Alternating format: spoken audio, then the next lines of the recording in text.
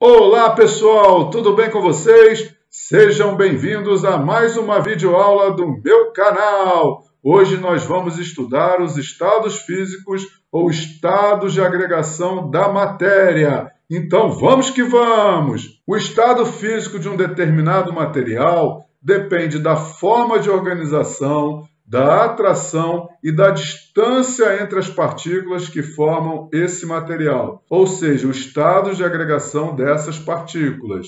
Esse estado de agregação das partículas depende do grau de agitação ou da energia que elas possuem e varia conforme a temperatura e a pressão que são exercidas sobre essas partículas. No planeta, podemos encontrar materiais nos três estados físicos ou três estados de agregação principais. São eles sólido, líquido e gasoso. No estado sólido, as partículas do material estão organizadas e muito próximas. Observe aqui a figura. Partículas organizadas e muito próximas.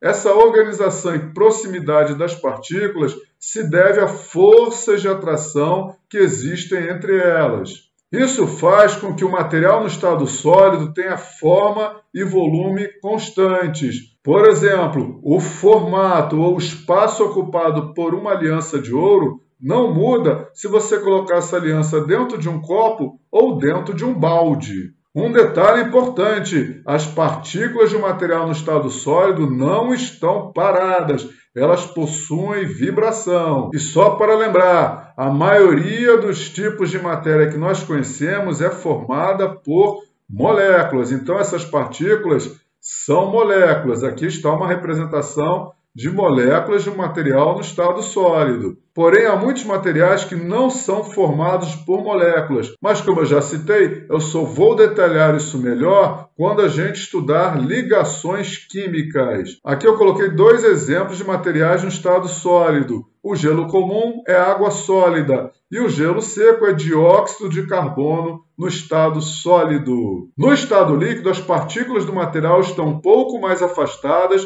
e sem organização. Observe essa representação. Olha que não há uma organização e as partículas estão mais afastadas do que no estado sólido. No estado líquido ainda há forças de atração entre essas partículas, porém elas são menos intensas do que no estado sólido. Como essas forças de atração são menos intensas, as partículas podem mover umas sobre as outras.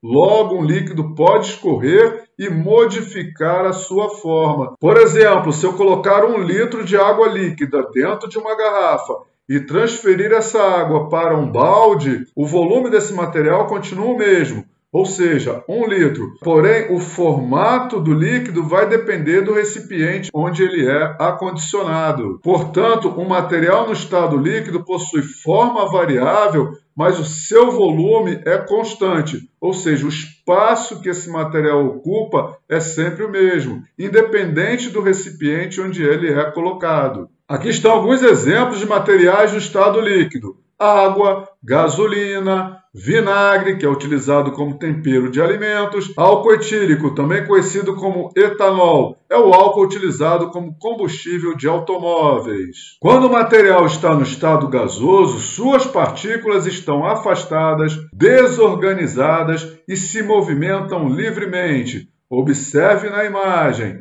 Praticamente não há forças de atração entre essas partículas. Isso faz com que o material no estado gasoso não tenha forma e nem volume constantes. Por exemplo, quando a gente coloca um gás dentro de um recipiente, ele ocupa todo o espaço desse recipiente. A forma e o volume do gás é a forma e o volume do recipiente onde ele é acondicionado. Eu coloquei aqui 3 substâncias que estão no estado gasoso em condições ambientes. O gás oxigênio, cuja fórmula é O2, o gás carbônico, cuja fórmula é CO2, e o gás amônia, o gás amoníaco, cuja fórmula é NH3.